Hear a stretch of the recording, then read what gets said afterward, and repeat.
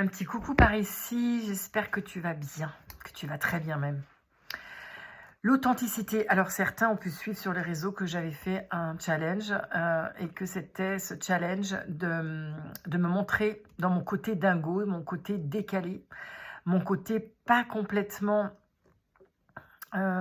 politiquement correct, on va dire, sortir un peu des cases.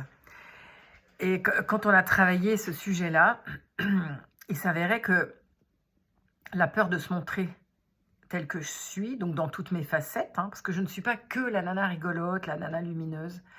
J'ai aussi ma part d'ombre et ma part de dingo, de dingologie, qui est très importante pour moi, parce que j'adore la légèreté, j'adore la joie, j'adore l'humour, j'adore tout ce qui fait que ça permet à la vie de glisser plus facilement.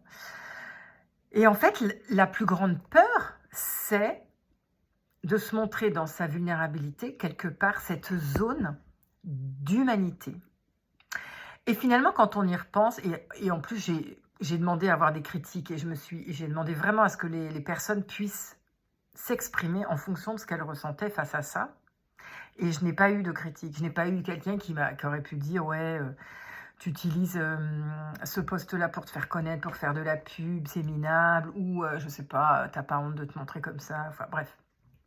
J'ai eu que des encouragements au contraire et des gens qui étaient très inspirés par ce challenge. Donc, c'était plutôt hyper positif.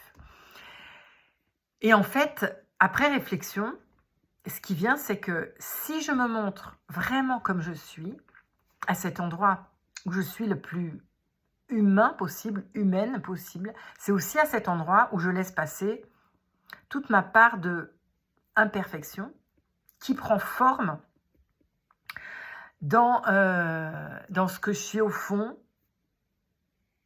toute cette partie qui n'est pas lisse, qui n'est pas comme il faut, à l'endroit où on m'attend par exemple comme coach ou comme thérapeute, et qui peut éventuellement envoyer le message, elle n'est pas professionnelle. C'est intéressant, parce qu'en fait, c'est exactement là que j'ai pu avoir une connexion avec vous tous. C'est-à-dire que chacun a pu se reconnaître dans cette part-là. Et je me suis dit, l'authenticité, c'est vraiment l'espace d'humanité dans lequel on peut se reconnecter, on peut se relier les uns aux autres. Parce qu'en fait, quelqu'un qui est hyper lisse, hyper aseptisé, qui montre aucune émotion, qui montre rien, et qui finalement est quand même un père de famille, un père ou une mère, enfin voilà, mais qui est le fils d'eux, ça veut dire qu'il a des parents, ça veut dire qu'il a vécu une enfance, ça veut dire qu'il a aussi ses traumas, il a aussi ses blessures.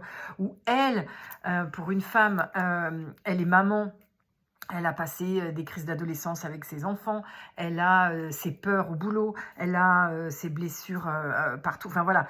Et c'est là, quand on peut les montrer, qu'on ouvre cette petite partie, qu'on peut se relier, parce que c'est là qu'on trouve de quoi se reconnaître. Donc vraiment, c'est ça, l'idée.